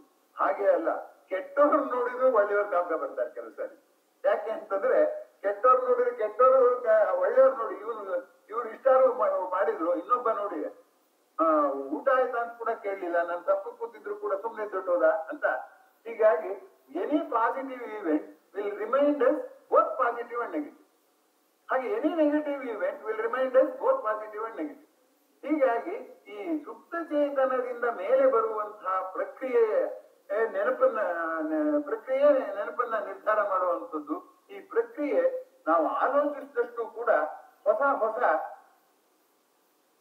ಆಳಕ್ಕೆ ಹೋಗುತ್ತೆ ಅನ್ನುವಂಥದ್ದು ಗಮನಿಸಬೇಕಾದಂಥದ್ದು. ಇದರ ಜೊತೆಗೆ ನೆನಪನ್ನ ಎರಡು ಭಾಗ ಮಾಡ್ತಾರೆ, short term memory, long term memory, ಅಲ್ಪಾವಧಿ ಸ್ಮರಣೆ, ದೀರ್ಘಾವಧಿ ಸ್ಮರಣೆ ಅಂತ. ಈ ಯಾವುದು ಅಲ್ಪಾವಧಿ ಸ್ಮರಣೆ, ಯಾವುದು ದೀರ್ಘಾವಧಿ ಸ್ಮರಣೆ ಅಂತಂದ್ರೆ ಅದಕ್ಕೆ ಅನೇಕ ವಿವರಣೆಗಳು ಇವೆ. ಅದರಲ್ಲಿ ನಾನು ಆಯ್ಕೆ ಮಾಡಿಕೊಳ್ಳುವಂಥದ್ದು ಏನಾಗುತ್ತೆ ಅಂದ್ರೆ, reading makes A ready person, writing makes M perfect ಅಂತ ಇಂಗ್ಲಿಷ್ ನಲ್ಲಿ ಒಂದು ಮಾತಿದೆ. ಓದೋದ್ರಿಂದ ಅವನು ಸಿದ್ಧನಾಗಿ ಆ ಕ್ಷಣಕ್ಕೆ ಉತ್ತರ ಹೇಳ್ಬೋದು, ಆದ್ರೆ ಬರೆದ್ರೆ ಅವನಿಗೆ ಪರ್ಫೆಕ್ಷನ್ ಬರುತ್ತೆ ಅಂತ. Reading is short term memory, writing is long term memory ಅಂತ. ಓದುವುದಿದೆಯಲ್ಲ ಅದು ಅಲ್ಪಾವಧಿಯ ಸ್ಮರಣೆ, ಬರೆಯೋದು ದೀರ್ಘಾವಧಿಯ ಸ್ಮರಣೆ ಅಂತ. ಹಾಗಂತಿದ್ದ ಹಾಗೆ ನಾವು ಬೇಗ ಹೊಡೆಯೋದೇನು ಅಂದ್ರೆ, ಯಾಕೆ ಓದ್ಬೇಕಾದ್ರೆ ದೀರ್ಘಾವಧಿ ಸ್ಮರಣೆನೆ ಮಾಡ್ಕೊಳ್ಳೋಣ, ಬರೆಯೋಣ ಅಂತ. ಓದಿ ಅರ್ಥ ಮಾಡಿಕೊಂಡರೆ ಬರೆಯುವುದು ವೇಗವಾಗಿ ಆಗುತ್ತೆ, ಬರೆದರೆ ಹೆಚ್ಚು ಕಾಲ ನೆನಪಿರುತ್ತೆ. So therefore the short term memory is also required to create long term memory. ಅಂದ್ರೆ ಓದಿ ಅದರ ಒಂದು ಚಿತ್ರಣವನ್ನ ನಾವು ತಂದ್ಕೊಂಡು ಆಮೇಲೆ ಅದನ್ನ ಬರೆದು ಮಾಡ್ಬೋದು. ಮುಂದಿನ ಕುತೂಹಲದ ಪ್ರಶ್ನೆ, ಬರೆದ್ರೆ ಯಾಕೆ ಬಹಳ ಕಾಲ ನೆನ್ಪುಳಿಬೇಕು, ಓದಿದ್ರೆ ಯಾಕೆ ಉಳಿಬಾರದು ಅಂತ. ಅದಕ್ಕೂ ಕೂಡ ಸ್ಪಷ್ಟವಾದಂತಹ ವಿವರಣೆ ಇದೆ. ಏನಪ್ಪಾ ಅಂತಂದ್ರೆ, ಬರೆಯುವಾಗ ನಾವು ನಮ್ಮ ಬರವಣಿಗೆಯ ವೇಗ ಇದೆಯಲ್ಲ, ನಮ್ಮ ಮನಸ್ಸಿನ ವೇಗಕ್ಕೆ ಮ್ಯಾಚ್ ಆಗುತ್ತೆ. ಓದುವಾಗ ನಾವು ಓದ್ತಿದೀವಿ ಅಂದ್ರೂ ಕೂಡ ಯಾವುದೋ ಒಂದು ವಿಕೃತಿ ಆಚರಣೆ ಶಬ್ದ ಆದ್ರೆ, ಪಟಾಕಿ ಶಬ್ದ ಆದ್ರೆ ನಾವು ಆ ಕಡೆ ಹೊರಟೋಗುತ್ತೆ ನಮ್ಮ ಮನಸ್ಸು. ಹೀಗಾಗಿ ಆತ್ಮೀಯರೇ, ಇಲ್ಲಿ ನಮ್ಮ ಪ್ರಶ್ನೆ ಬರೋದೇನಪ್ಪಾ ಅಂತಂದ್ರೆ, ಬರವಣಿಗೆಗೆ ಹೆಚ್ಚು ಕಾಲ ವ್ಯಯ ಮಾಡ್ತೀವಿ. ಆ ಹೆಚ್ಚು ಕಾಲ ವ್ಯಯ ಮಾಡೋದ್ರಿಂದ ನಮ್ಗೆ ನೆನಪಿರುತ್ತೆ ಅಂತ. ಈಗ ಎದುರುಗಡೆ ಸೆಂಟ್ ಹಾಕೊಂಡಿರೋ ಬಂದವ್ರಿಗೆ ಕೈ ಕುಲ್ಕಿದ್ರೆ ಕೈ ಮಾತ್ರ ಸೆಂಟ್ ಹಚ್ಕೊಳ್ತಾರೆ. ಅದು ಅವ್ರ ಜೊತೆಲಿ ಬುದ್ಧ ಆಗ್ಬಿಟ್ರೆ ಮೈ ಕೈಗೆಲ್ಲ ಸೆಂಟ್ ಹಚ್ಕೊಳ್ತಾರೆ. ಹಾಗಾಗಿ ನಾವು ಹೆಚ್ಚು ಕಾಲ ನಾವು ಯಾವ ಪರಿಕಲ್ಪನೆಯೊಂದಿಗೆ ಗುದ್ದಾಡ್ತೀವಿ ಅದು ನಮ್ಗೆ ಹೆಚ್ಚು ಕಾಲ ನೆನಪಲ್ಲಿ ಉಳಿದಿರುತ್ತೆ ಅಂತ ಆಗೋದಾದ್ರೆ, ಬರವಣಿಗೆ ಯಾಕೆ ಹಾಗೆ ನೆನಪಿರುತ್ತೆ ಅಂತ ನಾನಂತೂ ಅನೇಕ ಬಾರಿ ವಿದ್ಯಾರ್ಥಿಗಳನ್ನ ಉದ್ದೇಶ ಮಾಡುವಾಗ ಹೇಳ್ತಿರ್ತೀನಿ. ಪೇರೆಂಟ್ಸ್, ನೀವು ಯಾವ ಕ್ಲಾಸಲ್ಲಿ ಓದ್ತಿದ್ಯಾ ಅಂತ ಕೇಳ್ಬೇಡಿ, ಪೇರೆಂಟ್ಸ್ಗೆ ನೀವು ಯಾವ ಕ್ಲಾಸಲ್ಲಿ ಬರೀತಿದ್ಯಾ ಅಂತ ಕೇಳ್ಬೇಕು ಹಾಗೆ ಅಂತ. ಬರೆಯುವ ವೇಗ ನೆನಪಿಟ್ಕೊಳ್ಳೋದಕ್ಕೆ ತುಂಬಾ ಅನುಕೂಲ ಆಗತ್ತೆ ಅನ್ನೋವಂಥದ್ದು ತುಂಬಾ ಗಮನಿಸ್ಬೇಕಾದದ್ದು. ಇನ್ನೊಂದು ಅಂಶ ಇದೆ, ನೆನ್ಪಿಟ್ಕೊಳ್ಬೇಕಾದ್ರೆ ಯಾವುದೇ ಆಗ್ಲಿ ನಮ್ಗೆ ಒಂದೇ ತರ ಕಾಣೋದು, ಕೇಳೋದು, ಯಾವ ಭಾವನೆಯನ್ನು ಬೆರೆಸಕ್ಕಾಗದೇ ಇರುವಂತದ್ದನ್ನ ನಾವು ನೆನ್ಪಿಟ್ಕೊಳ್ಳೋದು ಕಷ್ಟ. ಈಗ ಉದಾಹರಣೆಗೆ ಅಷ್ಟಾವಧಾನದಲ್ಲಿ ಗಂಟೆ ಬಾರಿಸಿದ್ ಎಷ್ಟು ಅಂತ ಕೊನೆಗೆ ಅವ್ರು ಹೇಳ್ಬೇಕು. ಅದಕ್ಕೆ ಅವರು ಜೋರಾಗೇನೆ ಆ ತಂತ್ರವನ್ನು ಬೆಳೆಸ್ತಾರೆ. ಏನಂದ್ರೆ 4 ಅಂದ್ರೆ ಆಯ್ತಪ್ಪ, ಏನು ಚತುರ್ದಿಕ್ಕುಗಳಿಗೂ ನಾವು ಹೋಗಿ ಬಂದಿದ್ದಾಯ್ತು. 4 ಅಂತ ನೆನ್ಪಿಟ್ಕೊಳ್ಳೋದು ಕಷ್ಟ, ಚತುರ್ದಿಕ್ಕುಗಳು ಅಂದರು ಜ್ಞಾಪಕ ಇಟ್ಕೊಳ್ಳೋದು ಸುಲಭ. ಹಾಗಾಗಿ ಎಲ್ಲ ಷೋಡಶ ರುದ್ರರು ಬಂದ್ರು ಅಂತ 16 ಅಂತ ನೆನ್ಪಿಟ್ಕೊಳ್ಳೋದು. ಹಾಗಾಗಿ ಯಾವುದು ನಮ್ಗೆ ಒಂದು ಚಿತ್ರದ ಜೊತೆಯಲ್ಲಿ ಅಸೋಸಿಯೇಷನ್ ಮಾಡ್ಕೋತೀವೋ, that association helps us to remember. ಜೊತೆಗೆ more than number there must be a picture. ಹಾಗಾಗಿ ನಾವು ಒಂದು ಪಾಠನ ಅರ್ಥ ಮಾಡ್ಕೊಳ್ಳೋದು ಅಂದ್ರೂ ಕೂಡ ಬಿಡಿ ಬಿಡಿ ಬಿಂದುಗಳನ್ನ ಕೂಡಿಸ್ಕೊಂಡು ಅದು ಕೃತಕ ಚಿತ್ರ ಆಗ್ಲಿ ತೊಂದರೆ ಇಲ್ಲ, ಅಥವಾ ಅದರಲ್ಲೇ ಒಂದು ವಿನ್ಯಾಸ ಬರಲಿ. So it is easy to remember a pattern than to remember isolated fact. ಇದನ್ನ ಒಂದು ಪ್ಯಾಟರ್ನ್ ಮಾಡ್ಕೊಳ್ಳೋದೇ ಒಂದು ರೀತಿಯಲ್ಲಿ ಕಲಿಕೆಗೆ ಅತ್ಯಂತ ಸಹಾಯಕವಾದದ್ದು ಅಂತ ನಾನು ಭಾವಿಸ್ಕೊಂಡಿದ್ದೀನಿ. ಹೀಗಾಗಿ ನಾಲಿಗೆ ಜೊತೆಯಲ್ಲಿ ಮನಸ್ಸಿನ ಒಡನಾಟ ಕಡಿಮೆ, ಕೈ ಜೊತೆಯಲ್ಲಿ ಒಡನಾಟ ಸುದೀರ್ಘ ಕಾಲದ್ದಾದ್ರಿಂದ ಮನಸ್ಸಿನಲ್ಲಿ ಅದು ಉಳಿಬೇಕಾದ್ರೆ ಈ ಅದರ ಒಡನಾಟ ಮಾಡ್ತಿರೋ ಕೆಲಸದ ಜೊತೆಗೆ ಹೆಚ್ಚು ಸೇರ್ಕೋಬೇಕು ಅನ್ನುವಂಥದ್ದು ತುಂಬಾ ಗಮನಿಸಬೇಕಾದದ್ದು.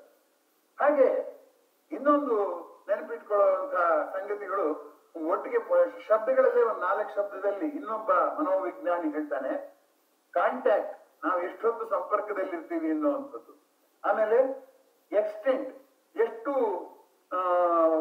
ಎಷ್ಟು ಅವಧಿ ಎಲ್ಲಿ ನಾವು ಇರ್ತೀವಿ ಕಾಂಟ್ಯಾಕ್ಟ್ ಅಲ್ಲಿ ಅನ್ನೋದು ಅಂತ ಹೇಳಿದ್ನಲ್ಲ. ನೆಕ್ಸ್ಟ್ ಡ್ಯೂರೇಷನ್, ಕಾಂಟ್ಯಾಕ್ಟ್ ಎಷ್ಟು ಕಾಂಟ್ಯಾಕ್ಟ್ ಸಿಕ್ತು, ಎಷ್ಟು ಡ್ಯೂರೇಷನ್ ಸಿಕ್ತು ಅನ್ನೋದು ತುಂಬಾ ಮುಖ್ಯ ಅಂತ. ಜೊತೆಗೆ ಎಷ್ಟು ಫ್ರೀಕ್ವೆನ್ಸಿ, ಈ 3 ಸೇರ್ಕೊಂಡು ನಮ್ಗೆ ಅದು ನೆನಪುಳಿಯತ್ವ ಇಲ್ಲ ಅನ್ನೋವಂಥದ್ದು. ಆದ್ರೆ ಇನ್ನೂ ಇವೆಲ್ಲವನ್ನೂ ಮೀರಿದ್ದು ಇನ್ನೊಂದಿದೆ, ಅದನ್ನು ವಿವೇಕಾನಂದರು ಕೂಡ ಪ್ರಸ್ತಾಪ ಮಾಡ್ತಾರೆ ನೆನಪನ್ನು ಕೊಡ್ತಾ. ಹಾಗೆ ಏನಪ್ಪಾ ಅಂತಂದ್ರೆ, ನಾವು ಬೆಳಗ್ಗೆಯಿಂದ ಸಾಯಂಕಾಲ ತನಕ ಅನೇಕ ಜನರು ನೋಡಿರ್ತೀವಿ. ನಮ್ಮ ಪಕ್ಕದಲ್ಲೇ ಬೆಳಗ್ಗೆಯಿಂದ ಸಾಯಂಕಾಲ ತನಕ ಕೂತಿರ್ತಾರೆ ಒಬ್ರು. ಇನ್ನೊಬ್ರನ್ನ ರಸ್ತೆಯಲ್ಲಿ ಯಾರನ್ನೋ ಒಂಥರ ವಿಚಿತ್ರವಾದ ಉಡುಪ ಹಾಕೊಂಡು ಹೋಗ್ತಾ ಇರೋರು ನೋಡಿರ್ತೀವಿ. ರಾತ್ರಿ ಜ್ಞಾಪಿಸ್ಕೊಂಡ್ರೆ, ಬೆಳಗ್ಗೆ ಯಾರ್ಯಾರು ನೋಡಿದ್ವಿ ಅಂತ ಜ್ಞಾಪಿಸ್ಕೊಂಡ್ರೆ ಪಕ್ಕದಲ್ಲಿರೋ ಜ್ಞಾಪಕ ಬರಲ್ಲ, ಆ ವಿಚಿತ್ರವಾದ ಉಡುಗೆ ಹಾಕೊಂಡು ಜ್ಞಾಪಕ ಬರುತ್ತೆ. ಹಾಗಾಗಿ ಕ್ಯೂರಿಯೋ ಅಂದ್ರೆ ಆ ವಿಚಿತ್ರವಾದದ್ದು, ವಿಭಿನ್ನವಾದದ್ದು ಅಂತ ಅರ್ಥ. ಕ್ಯೂರಿಯಾಸಿಟಿ ಅನ್ನೋದು ಕ್ಯೂರಿಯೋ ಅನ್ನೋದ್ರಲ್ಲೇ ಬಂದಿರೋದು. ಅಲ್ಲಿ ನಾವು ಯಾವುದು ನಮ್ಮ ಕುತೂಹಲವನ್ನ ವಿನಿಯೋಗಿಸ್ತೀವೋ ಆಗ ನಾವು ಅದನ್ನ ನೆನ್ಪಿಟ್ಕೊಳ್ಳೋದು ಸುಲಭ ಆಗತ್ತೆ ಅನ್ನುವಂಥದ್ದನ್ನ ನೋಡಿ ಮನಃಶಾಸ್ತ್ರಜ್ಞರು ಹೇಳೋದಿರ್ಲಿ. ವಿವೇಕಾನಂದರ ಬೇರೆ ವಿಷಯ ಚರ್ಚೆ ಮಾಡುವಾಗ ಅದನ್ನ ಪ್ರಸ್ತಾಪ ಮಾಡ್ತಾರೆ. ಅದರಿಂದ ನಮ್ಮ ಅವಧಿನೇ ಮುಖ್ಯ ಆಗೋದಿಲ್ಲ, ಈ ಎಲ್ಲದರ ಒಂದು ಸಮಗ್ರಗೊಂಡಿದ್ದ ಇಂಟಿಗ್ರೇಟೆಡ್ ರಿಸಲ್ಟೆಂಟ್ ಇದೆಯಲ್ಲ, ಫಲಿತ ಇದೆಯಲ್ಲ, ಸಮಗ್ರಗೊಳಿಸಿದ ಫಲಿತ, ಅದ್ರ ಮೇಲೆ ನಮ್ಗೆ ನೆನಪಿರುತ್ತೆ ಅಂತ ಹೇಳ್ತಾರೆ. ಆಮೇಲೆ ಇನ್ನೂ ನೆನ್ಪುಳಿಬೇಕಾದ್ರೆ ಏನ್ ಮಾಡ್ಬೇಕಪ್ಪ ಅಂತಂದ್ರೆ, ಯಾವುದೇ ಒಂದು ವಿಷಯನ ವರ್ಗೀಕರಿಸಿಕೊಂಡ್ರೆ ಆಗ ಅದು ನೆನಪಲ್ಲಿರುತ್ತೆ ಅನ್ನುವಂಥದ್ದು. ವರ್ಗೀಕರಿಸ್ಕೊಂಡ್ರೆ, ಈಗ ಲೈಬ್ರರಿಯಲ್ಲಿ ಎಲ್ಲ ಪುಸ್ತಕ ತುಂಬಿಟ್ಬಿಟ್ಟು ಹುಡ್ಕೋದ್ರೆ ಎಷ್ಟು ಕಷ್ಟ. ಆದ್ರೆ ಅದನ್ನೇ ನೀವು ವಿಷಯಾನುಕ್ರಮಣಿಕೆಯಲ್ಲಿ ಆಥರ್ ಇಂಡೆಕ್ಸ್, ಅವರ ಲೇಖಕರ ಒಂದು ಪ್ರಥಮ ಅಕ್ಷರದ ಅನುಕ್ರಮಣಿಕೆಯಲ್ಲಿಟ್ರೆ ಬೇಗ ಹೋಗಿ ತರ್ಬೋದಲ್ಲ. ಹಾಗೆ ನಾವು ಕೂಡ ಈ ನುಂಗಿದೀವಲ್ಲ, ಅದನ್ನು ಮುಂಚೆ ಒಂದು ವ್ಯವಸ್ಥಿತವಾಗಿ ಸಂಸ್ಕಾರ ಮಾಡಿ ನುಂಗಿದಿದ್ರೆ ಅಥವಾ ಸಂಸ್ಕಾರ ಮಾಡಿ ಸುಪ್ತ ಚೇತನಕ್ಕೆ ಕಳಿಸಿದ್ರೆ ಆಗ ನಮ್ಗೆ ಸುಪ್ತ ಚೇತನದಿಂದ ಸಲೀಸಾಗಿ ಮೇಲೆ ಬರುತ್ತೆ ಅಂತ. ಆದ್ದರಿಂದ ವಿದ್ಯಾರ್ಥಿಗಳಿಗೆ ಪಾಠ ಹೇಳಿದ ಮೇಲೆ ಮನಗೋಗಿ ಓದಿ ಅಂತ ಯಾಕಂತೀವಿ ಅಂದ್ರೆ, ಪಾಠ ಹೇಳುವಾಗ ನಾವು ಹೇಳುವ ವೇಗ, ಅವರು ಗ್ರಹಿಸುವ ವೇಗ ಮಿಸ್ಮ್ಯಾಚ್ ಆಗಿರುತ್ತೆ. ಆ ಮನೆಗೆ ಹೋಗಿ ಮತ್ತೆ ಅದನ್ನ ಜೋಡಿಸ್ಕೋಬೇಕು, ಅವರು ಸರಿಯಾದ ರೀತಿಯಲ್ಲಿ ಜೋಡಿಸ್ಕೋಬೇಕು. ಅವಾಗ ಇನ್ನೊಂದ್ಸರಿ ಓದ್ಬೇಕು, ಅವ್ರಿಗೆ ಬೇಕಾಗುವ ಸ್ಪೀಡಲ್ಲಿ ಓದಿ ಈ ಶಬ್ದಕ್ಕೆ ಸಂಬಂಧಪಟ್ಟಾಗ ಅಧ್ಯಾಪಕರು ಏನ್ ಹೇಳಿದ್ರು ಅಂತ ಗ್ರಹಿಸಿ ಅದನ್ನ ಮತ್ತೆ ಜೋಡಿಸ್ಕೊಂಡು ವರ್ಗೀಕರಣ ಮಾಡ್ಕೊಂಡ್ರೆ ಆಗ ಅದು ನೆನಪಲ್ಲಿ ಉಳಿಯುತ್ತೆ ಅಂತ ಅನ್ನುವಂಥದ್ದು ಗಮನಿಸ್ಬೇಕಾಗುತ್ತೆ. ಇನ್ನೊಂದು ವಿಚಿತ್ರವಾದಂತಹ ಸಂಗತಿಯನ್ನು ನಾನು ನಿಮ್ ಮುಂದೆ ಪ್ರಸ್ತಾಪ ಮಾಡ್ತೇನೆ. ಈಗ ಯಾರಾದ್ರೂ ತೀರ್ಕೊಂಡಾಗ may his soul rest in peace ಅಂತ ಹೇಳ್ತೀವಿ, ಅವರ ಆತ್ಮಕ್ಕೆ ಶಾಂತಿ ಸಿಗಲಿ ಅಂತ. ಏನದು ಆತ್ಮಕ್ಕೆ ಶಾಂತಿ ಸಿಗೋದು? ನಮ್ಮ ಭಾರತೀಯ ಚಿಂತನೆಯ ಪ್ರಕಾರ ಆತ್ಮ ಬದುಕಿದ್ದಾಗ್ಲೂ ಚರ್ಪಡಿಸಲ್ಲ. ನಾಗತ್ತೆ ಕಸ್ಯಜಿತ್ ಪಾಪಂ ನಚೈವ ಸುಕೃತ್ಯಂ ವಿಭು.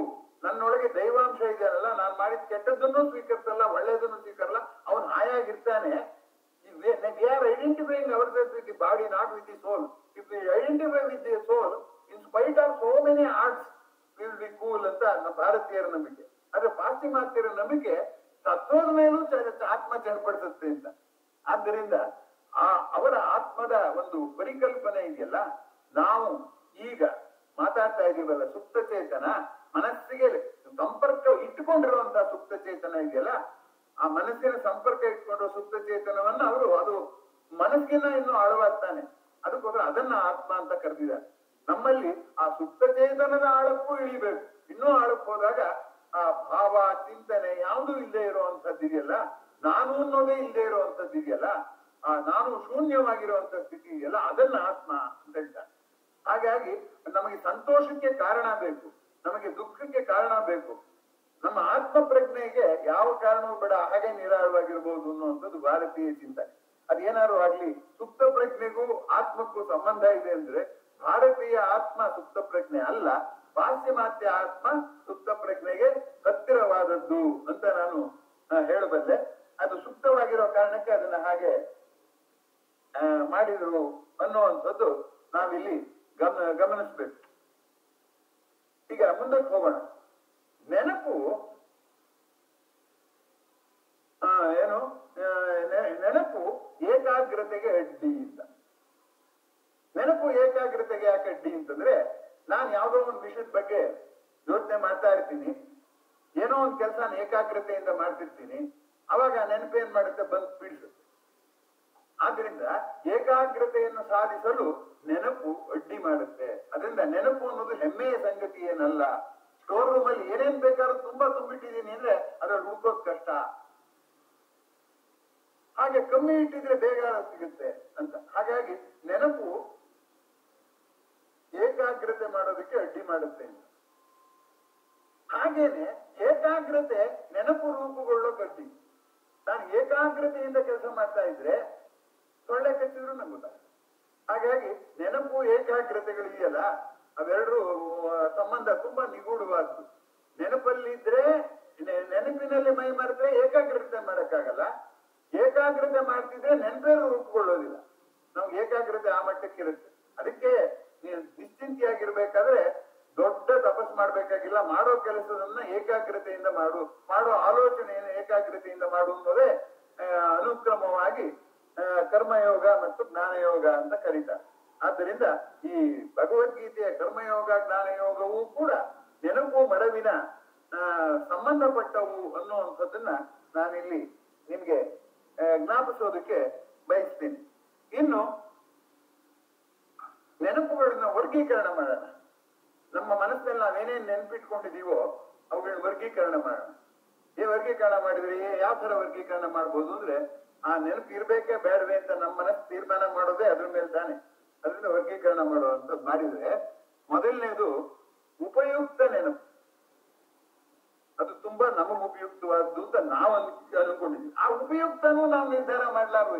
ಇವತ್ತು ಅದು ಉಪಯುಕ್ತ ಅಲ್ಲ ಅಂತ ಬಿಸಾಕಿರ್ತೀವಿ, ಅದು ಇನ್ನೊಂದ್ಸರಿ ಉಪಯುಕ್ತ ಆಗಿ. ಆದ್ರೆ ಉಪಯುಕ್ತತೆಯನ್ನ ನಾವು ವರ್ತಮಾನದ ನನ್ನ ಮನಸ್ಥಿತಿಯಲ್ಲಿ ನಿರ್ಧಾರ ಮಾಡ್ತೀವಿ ಹೊರತು ಮುಂದೇನ ಅದು ಏನಕ್ಕಾದ್ರೂ ಬೇಕಾಗ್ಬೋದು ಅಂತ ಆಗಲ್ಲ. ಅವಾಗ ನಾನೇನ್ ಮಾಡ್ತೀನಿ, ಉಪಯುಕ್ತವಲ್ಲದ್ದು ಇರ್ಲಿ, ಇನ್ಯಾವತ್ತಾರು ಬೇಕಾಗ್ಬೋದು ಅಂತ ತುಂಬಿಟ್ಕೋತೀವಿ. ಆದ್ದರಿಂದ ನೆನಪು ನನಗೆ ಬೇಕೇ ಬೇಕು ಅನ್ನುವಂತಹ ಸಂಗತಿ ಇದೆಯಲ್ಲ, ಅದನ್ನ ಅದು ಕಾಲದೊಂದಿಗೆ ಬದಲಾಗಿದೆ. ಆದ್ದರಿಂದ ಉಪಯುಕ್ತವಾದದ್ದು ಉಪಯುಕ್ತವಲ್ಲದ್ದು ಅಂತ ನನಗೆ ನಿರ್ಧಾರ ಮಾಡೋಕ್ಕಾಗದೇ ಇರೋದ್ರಿಂದ ಅಕಸ್ಮಾತ್ ಆಮೇಲೆ ಬೇಕಾಗ್ಬೋದಪ್ಪ ಅಂತ.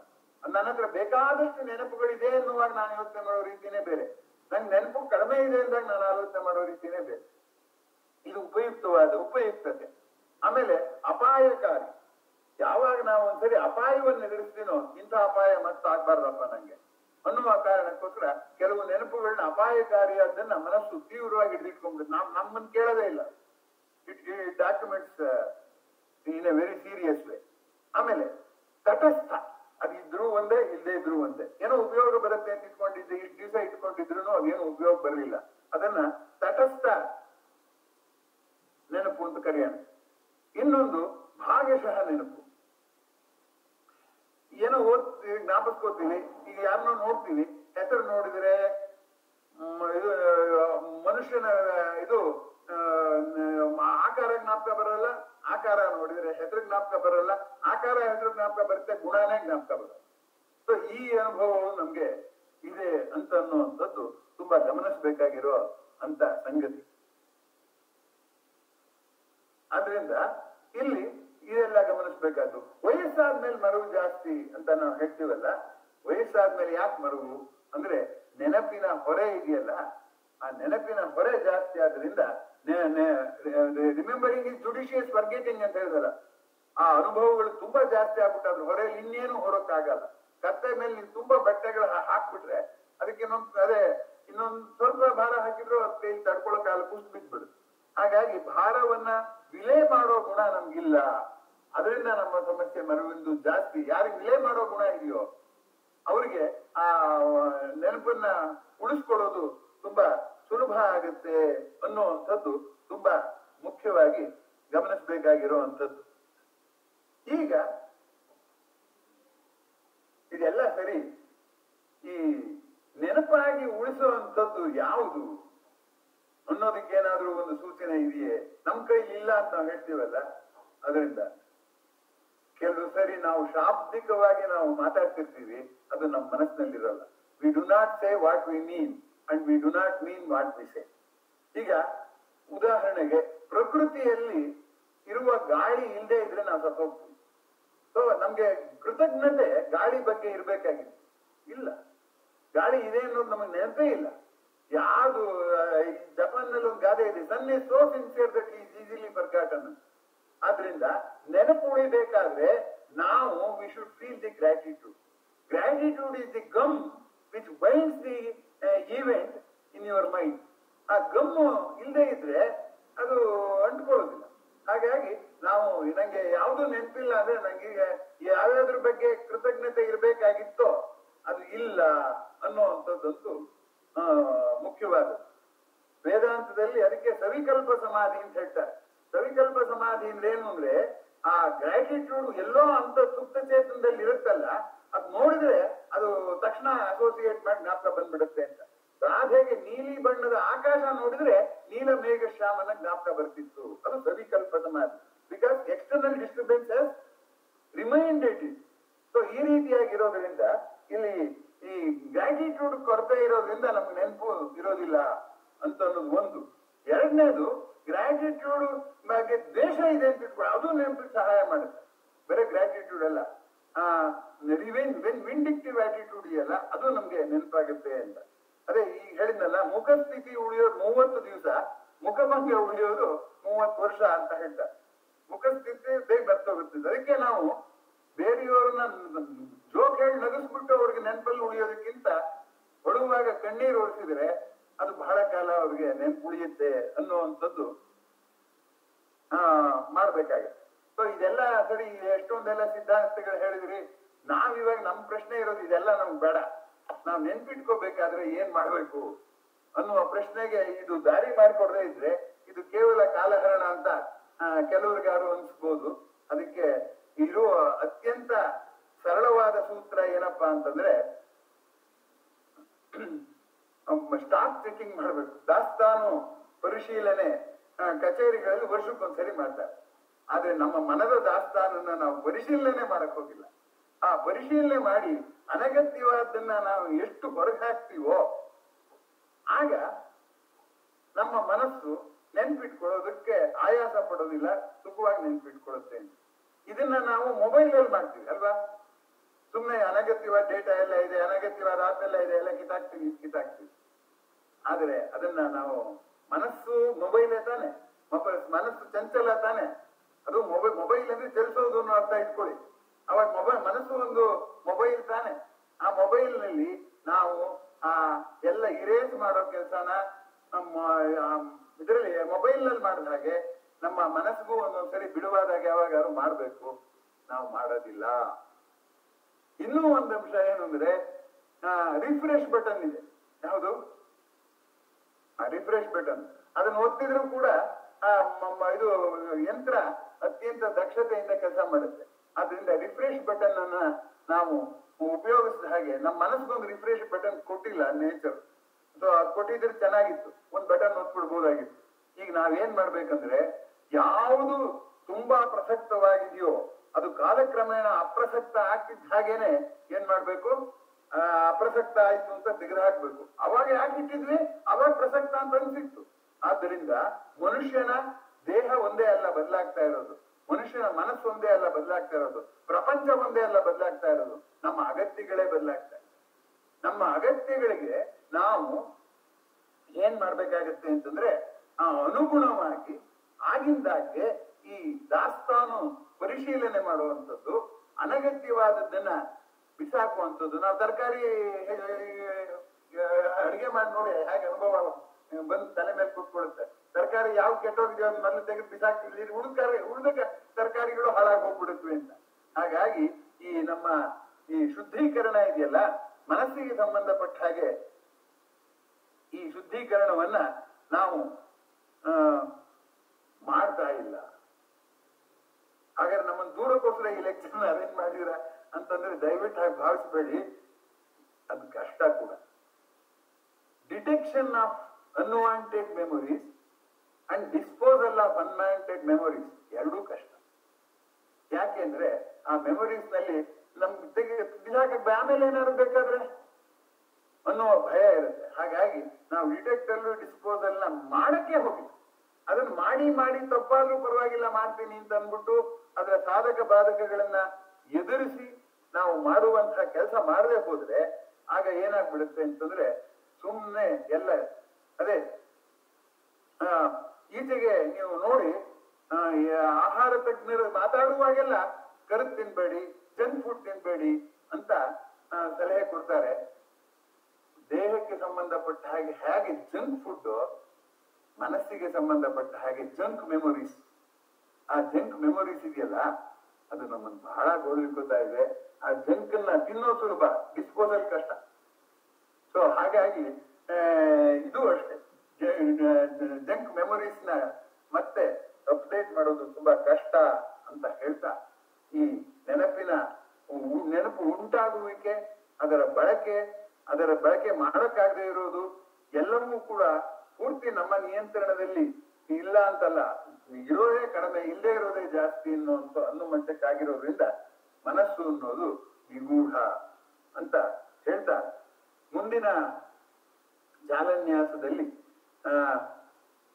ಜಿ.ಪಿ. ರಾಜರತ್ನಂ ಅವರ ಇದು ತುಂಬಾ ಸೀರಿಯಸ್ ಆಗಿ ಮಾತಾಡ್ಬಿಟ್ಟಿದೀನಿ. 3 ದಿವಸದಿಂದ ನೊಬೆಲ್ ಪ್ರೈಸ್ ಅದು ಇದು ಎಲ್ಲ ಸ್ವಲ್ಪ ಲೈವ್ಲಿ ಆಗುವ ದೃಷ್ಟಿಯಿಂದ ನೆನಪನ್ನು ಕುರಿತಂತೆ ಜಿ.ಪಿ. ರಾಜರತ್ನಂ ಅವರು ರತ್ನನ ಪದಗಳಲ್ಲಿ ಅನೇಕ ಪದ್ಯಗಳು ಬರೆದಿದ್ದಾರೆ. ಅನೇಕ ಬಗೆಯ ನೆನಪುಗಳು. ಈ ನಾನು ಏನು ಸಿದ್ಧಾಂತ ಇಷ್ಟೊತ್ತು ಹೇಳಿದ್ನೋ ಅದನ್ನ ನೆನಪಿಸುವಂತ ಸಾಲುಗಳು, ನೆನಪಿಸುವಂತ ನಿರೂಪಣೆ ಅವರ ಕೃತಿಯಲ್ಲಿದೆ. ನನ್ನ ಅತ್ಯಂತ ಮಾರ್ಗದರ್ಶಕರು, ಸ್ಫೂರ್ತಿದಾಯಕರಾದಂತ ರಾಜರತ್ನಂ ಅವ್ರನ್ನ ನಾನು ಸೌಂದರ್ಯ ಸಾಹಿತ್ಯ ಅನ್ನೋದ್ರಲ್ಲಿ ಕೂಡ ಅನೇಕರು ನೀವು ಇವರ ಪದ್ಯ ಓದ್ಲೇ ಇಲ್ಲ ಒಂದೊಂದು ಅಂತ ಹೇಳ್ತಾ ಇದ್ರು. ಅದರಿಂದ ಮುಂದಿನ ಜಾಲನ್ಯಾಸದಲ್ಲಿ ನೆನಪು ಮತ್ತು ಡಿ.ವಿ.ಜಿ. ಅವರ ಬರವಣಿಗೆಗಳು, ರತ್ನನ ಪದಗಳು ಮತ್ತು ನೆನಪು ಅಂತ ಅನ್ನೋದನ್ನ ಇಟ್ಕೊಂಡು ಕೆಲವು ಪದ್ಯಗಳನ್ನ ಆಯ್ಕೆ ಮಾಡಿ ಆ ಪದ್ಯಗಳು ಹೇಗೆ ನಮಗೂ ನೆನಪಾಗಿ ಉಳಿಯುತ್ತೆ ಅನ್ನುವಂಥದ್ದನ್ನ ಜಿ.ಪಿ. ರಾಜರತ್ನಂ ಅವರ ಸ್ಮರಣೆಯೊಂದಿಗೆ ಮಾಡೋಣ ಅಂತ ಅನ್ಕೊಂಡಿದ್ದೀನಿ. ಅದು ಬಹುಶಃ ಕೊನೆಯ ಕಂತು ಆಗುತ್ತೆ. ಇದರಲ್ಲಿ ಹೇಳಕ್ಕೆ ನನ್ನ ಹತ್ರ ಇನ್ನೂ ಸಿದ್ಧತೆ ಮಾಡ್ಕೊಂಡಿರೋದು ಬೇಕಾದಷ್ಟಿದೆ. ಆದ್ರೆ ನಾವು ಕೇಳೋರಿನ್ನ ಕೇಳಬೇಕು ಅಂತ ಹೇಳ್ತಿರುವಾಗ್ಲೇನೆ ಹೇಳೋದಷ್ಟನ್ನ ಹೇಳು ಮುಗಿಸೋನ್ಗೆ ಕಾದಿರ್ತೈತೆ ಮೇನೆ ಅಂತ ನಮ್ಮ ಗುರುಗಳಾದ ರಾಜರತ್ನಮ್ಮೇ ಬರೆದಿರುವಂತ ಮಾತು. ಈಗಾಗಲೇ ಆಯಾಸವನ್ನು ಮಾಡಿರೋದು ನನಗೆ ಗೊತ್ತಾಗ್ತಾ ಇದೆ. ಅದರಿಂದ ಆ ಆಯಾಸಕ್ಕೆ ಪರಿಹಾರವನ್ನ ರಾಜರತ್ನಮ್ಮ ಅವರ ಕೃತಿಗಳ ಮೂಲಕ ಮಾಡಿ ಇದನ್ನ ಮುಗಿಸಿ ಮುಂದಿನ 3 ವಿಷಯಗಳಿಗೆ ಹೋಗ್ಬೇಕಾಗಿದೆ. ಮುಂದಿನ ವಿಷಯದಲ್ಲಿ ಇನ್ನೂ ತಮ್ಮದೇ ಯಾವ್ದಾದ್ರು ಒಂದು ವಿಷಯ ಇದ್ರೆ ತಿಳಿಸ್ಬೇಕು ಅಂತ ಮತ್ತೊಮ್ಮೆ ಕೇಳಿಕೊಂಡು ಮುಂದಿನ ಜಾಲನ್ಯಾಸ ಆದ್ಮೇಲೆ ಆ ವಿಷಯಗಳನ್ನ ಕೊಡ್ತೀವಿ. ಅದರಲ್ಲಿ ನೀವು ಆಯ್ಕೆ ಮಾಡಿದ ಕ್ರಮದಲ್ಲಿಯೇ ಅದರ ನಿರೂಪಣೆಯನ್ನ ಮಾಡಲಾಗುವುದು ಅಂತ ಹೇಳ್ತಾ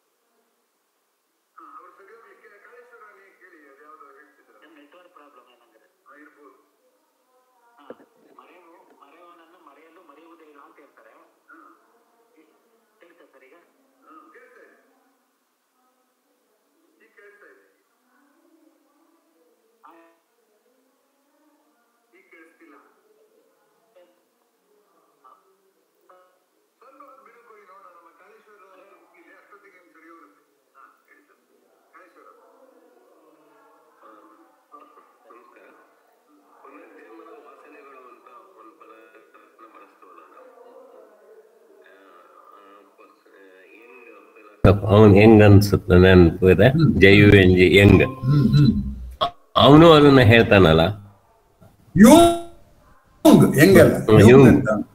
ಯುಂಗ್ ಹೇಳ್ತಾನಲ್ಲ, ಅದು ಎಷ್ಟರ ಮಟ್ಟಿಗೆ ನಮ್ಮ ಭಾರತೀಯ ಪರಂಪರೆ ಅಥವಾ ಚಿಂತನೆಗೆ ಹೊಂದಿಕೆ ಆಗ್ತದೆ ಅಂತ. ಯಾಕೆಂದ್ರೆ ಅದು ಸುಪ್ತ ಚೇತನನೇ ಮತ್ತೆ ಬಡದೆಚ್ಚಿಸ್ದಾಗೆ ಎಲ್ಲೋ ಅಡಗಿದೆ ಬೆಂಕಿ ಅನ್ಸುತ್ತೆ. ಅದಕ್ಕೆ ನನ್ನ ಪ್ರತಿಕ್ರಿಯೆ ಇಷ್ಟೇ ನೋಡಿ. ಸುಪ್ತ ಚೇತನವು ದೇಹಕ್ಕೆ ಅಂಟಿಕೊಂಡದ್ದೇ. ದೇಹವು ಕೊಳೆತು ಹೋದಾಗ ಮನಸ್ಸು ಹೇಗೆ ನಷ್ಟವಾಗುತ್ತೋ ಸುಪ್ತ ಚೇತನವು ನಷ್ಟವಾಗುತ್ತೆ. ಅಕಸ್ಮಾತ್ ಇನ್ನೊಂದು ದೇಹಕ್ಕೆ ಅದು ಬರೋ ಸಾಧ್ಯತೆಯನ್ನ ತಾರ್ಕಿಕವಾಗಿ ವಿವರಿಸೋಕೆ ಸಾಧ್ಯವಿಲ್ಲ. ಭಾರತೀಯರು ಅಂದ್ಕೊಂಡಿರೋದೇನಪ್ಪಾ ಅಂದ್ರೆ ಅದು ಈ ರೀತಿಯಾಗಿ ಅಣುಗಳ ಮೂಲಕ ಅಥವಾ ಇದ್ರ ಮೂಲಕ ಅಂತ ಅಲ್ಲ. ಅದು ಸೃಷ್ಟಿಕರ್ತನೇ ಆ ಜವಾಬ್ದಾರಿ ತಗೊಂಡು ಇನ್ನೊಂದು ಜೀವದಲ್ಲಿ ಸೃಷ್ಟಿ ಮಾಡುವಾಗ ಅದ್ರಲ್ಲಿ ತುಂಬಬೇಕೆ ಹೊರತು ಅದಕ್ಕೆ ಮೆಕ್ಯಾನಿಸಮ್ನ ಭಾರತೀಯತೆಗೂ ಯುಂಗ್ ಅಭಿಪ್ರಾಯಕ್ಕೂ ಒಪ್ಪಿಗೆ ಬರುತ್ತೆ ಅಂತ ಆದ್ರೂ ತರ್ಕ ಅದನ್ನ ಬೆಂಬಲಿಸೋಕೆ ಸಾಧ್ಯ ಆಗೋದಿಲ್ಲ. ಈಗ ನಾಣಿಯವ್ರು ಮಾತಾಡ್ಬೋದಾ? ಮಾತಾಡಿ. ಹೇಳಿ ಸರ್. ಹಲೋ ಹೇಳಿ. ಅದೇ ಮತ್ತೆ ಈಗ ಇದೇ ಹೇಳಿದ್ರೆ ಆಗ್ಲೇ ಹೇಳ್ದಂಗೆ ಕೇಳಿಸ್ತೀರಾ ಅಂತ ಕಾಣುತ್ತೆ. ಇಲ್ಲ, ಈಗ ಕೇಳಿಸ್ತಿದೆ. ಈ ಮರೆಯವನನ್ನು ಮರೆಯಲು ಮರೆಯುವುದೇ ಇಲ್ಲ ಅಂತ ಹೇಳ್ತಾರೆ. ಅದೇ ರೀತಿ ಈಗ ಮನುಷ್ಯನಿಗೆ ನೆನಪು ತುಂಬಾ ಒಳ್ಳೆಯದಾ ಅಥವಾ ಮರೆವು ತುಂಬಾ ಒಳ್ಳೆಯದಾ? ಅದನ್ನ ನಾನು ಹೋದ ಬಾರಿಯೇ ಪ್ರಸ್ತಾಪ ಮಾಡಿದ್ದೆ. ಹೋದ ಬಾರಿಯ ಜಾಲನ್ಯಾಸದಲ್ಲಿ ಸ್ವಲ್ಪ ತಡವಾಗಿ ಬಂದ್ರಿ ಅಂತ ಕಾಣುತ್ತೆ. ಇನ್ನೊಂದ್ಸರಿ ನೋಡಿ. ನೆನಪು ಅತಿಯಾದರೆ ಅದು ಶತ್ರುವೇ, ಮರೆವು ಅತಿಯಾದರೆ ಶತ್ರುವೇ. ಈ ನೆನಪಾಗಿ ಕೆಲವು ಗೋಳಿಕೊಳ್ಳುತ್ತೆ, ಕೆಲವು ಮರೆವಾಗಿ ಗೋಳಿಕೊಳ್ಳುತ್ತೆ, ಎರಡೂ ಉಂಟು. ಆದ್ರಿಂದ ನೆನಪು ಒಳ್ಳೇದು ಕೆಟ್ಟದ್ದು ಅಂತಿಲ್ಲ. ನನಗೆ ಬೇಕಾದಾಗ ಬೇಡದೇ ನೆನಪು ಬರುತ್ತಲ್ಲ ಅದು ಕೆಟ್ಟದ್ದು. ನನ್ ಬೇಡದೇ ಇದ್ದಾಗ ಬರುತ್ತಲ್ಲ, ನನ್ ಬೇಡದೇ ಇದ್ದಾಗ ನೆನಪುಗಳು ಬಂದು ಗೋಳಿಕೊಳ್ತಲ್ಲ, ಏಕಾಗ್ರತೆಗೆ ಭಂಗ ಮಾಡುತ್ತಲ್ಲ, ಅದು ಕೆಟ್ಟದ್ದು. ಹಾಗಾಗಿ ಒಳ್ಳೇದು ಕೆಟ್ಟದ್ದು ಅಂತ ವರ್ಗೀಕರಣ ನಮಗೆ ಅದರ ಮೇಲಿರೋ ನಿಯಂತ್ರಣ ಕಡಿಮೆ ಅಂತ ಹೇಳ್ಬೇಕೆ ಹೊರತು ನೆನಪು ಒಳ್ಳೆಯವನು ಕೆಟ್ಟವನು ಅನ್ನೋಕೆ ನೆನಪು it is a mechanical action. ಅದರಿಂದ ನಾನು ಮರೆಯೋನು ಮರೆಯಲ್ಲ ಅನ್ನೋದು ಅಷ್ಟೇ ಒಂದು ಕಾವ್ಯಮಯವಾದ ಹೇಳಿಕೆ ಹೊರತು it is a poetic statement, not A truth. ಅದನ್ನ ಮರಿಬೇಡಿ.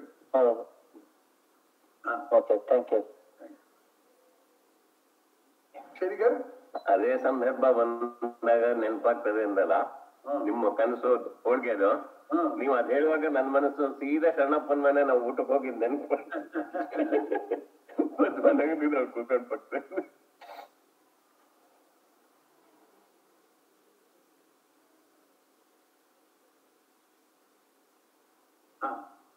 ಆಮೇಲೆ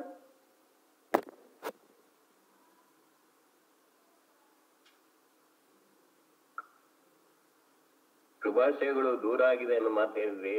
ಅದು ಸ್ವಲ್ಪ ತಕ್ಷಣಕ್ಕೆ ನಮಗೂ ಇಬ್ಬರಿಗೂ ಏನೋ ನೆನಪಂತು. ಇಲ್ಲಿ ನೀವೇ ಅದನ್ನು ಮತ್ತೆ ಹಿಂದಿನ ಮಾತುಗಳು ಹೇಳಿದ್ರಿ, ಸಹಜ. ದೀಪಾವಳಿಯ ಶುಭಾಶಯಗಳು. ಮತ್ತೆ ಸಿಗೋಣ ಸರ್. ಮುಂದಿನ ಭಾನುವಾರ ನಿಮ್ಮ RR ನಗರ ಅಲ್ಲಿ ಪದ್ಮಗಂಧಿ ಪ್ರದರ್ಶನ ಇದೆ. ನಾನು ಬರುವ ಪ್ರಯತ್ನ ಮಾಡ್ತೇನೆ. 4:30 ಇರುತ್ತೆ. ನಾನು ನಿಮ್ಗೂ ತಿಳಿಸ್ತೀನಿ, ಬನ್ನಿ. ಸುಚೇಂದ್ರ ಪ್ರಸಾದ್ ಇರ್ತಾರೆ, ಮಾತಾಡ್ತೀನಿ. ತಿಳಿಸ್ತೀನಿ, ನಾನು ಬರೋದು ಕನ್ಫರ್ಮ್ ಆದ್ರೆ ಹೇಳ್ತೇನೆ.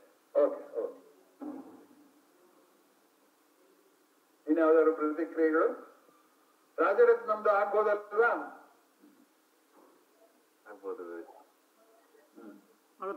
ನಮಸ್ತೆ ಪ್ರಶಾಂತ್. ಹಲೋ ಹಲೋ, ಹೇಳಿ. ನಮಸ್ತೆ ಗುರುಜಿ, ನಾನು ಪ್ರಶಾಂತ್. ಸೊ ಇವತ್ತು ಮನೆಯಲ್ಲಿ ಸಂತೋಷ್ ಬಂದಿದ್ದ, ರೋಹಿಣಿ ಬಂದಿದ್ರು, ಎಲ್ರು ಕೂತ್ಕೊಂಡು ಕೇಳಿದ್ವಿ. ಮಕ್ಕಳೇ ಇದ್ರು, ನೀವು ಹೇಳಿದ್ರಲ್ಲ ವಿದ್ಯಾರ್ಥಿಗಳಿದ್ರೆ ಚೆನ್ನಾಗಿ ಅಂತ, ಮಕ್ಕಳು ಕೂಡ ಕೇಳಿದ್ರು. ಇದು ತುಂಬಾ ಧನ್ಯವಾದ, ಚೆನ್ನಾಗಿತ್ತು, ಬಹಳ ಮಕ್ಕಳೇನ್ ಹೇಳ್ತಾರೆ ಕೇಳಿ. ಮಕ್ಕಳಿದ್ರೆ ಚೆನ್ನಾಗಿತ್ತು, ಮಕ್ಕಳೇನ್ ಹೇಳ್ತಾರೆ ಕೇಳಿ. ಅವ್ರಿಗೆ ಏನಾದ್ರು ಒಂದ್ ಸ್ವಲ್ಪ ಮನಸ್ಸಿಗೆ ನಾಟ್ತೋ ಅಥವಾ ಕಷ್ಟ ಅನ್ನಿಸ್ತೋ, ಸುಸ್ತಾಯ್ತೋ, ಇಲ್ಲ ಕೇಳಿದ್ರು. ಯಾವಾಗ ಈ ಪ್ರತಿಕ್ರಿಯೆ ಸ್ಟಾರ್ಟ್ ಆಯ್ತು ನಮ್ಗೆ ಹೊಟ್ಟೆ ಎಷ್ಟಿದೆ ಅಂತ ಕೆಳಗೆ ಹೋದ್ರು. ಸರಿ ಅದು ಸರಿಯಾದ ಪ್ರತಿಕ್ರಿಯೆ, ಅತ್ಯಂತ ಪ್ರಾಮಾಣಿಕವಾದ ಪ್ರತಿಕ್ರಿಯೆ. ಎಲ್ರೂ ಮಕ್ಕಳೇ, ಸುಮ್ನೆ ನಾನು ಹೇಳಿದೆ ವಯಸ್ಸಾದವರು ಅಂತ. ಯಾರು ಒಂದು refuses to learn will never be a teacher.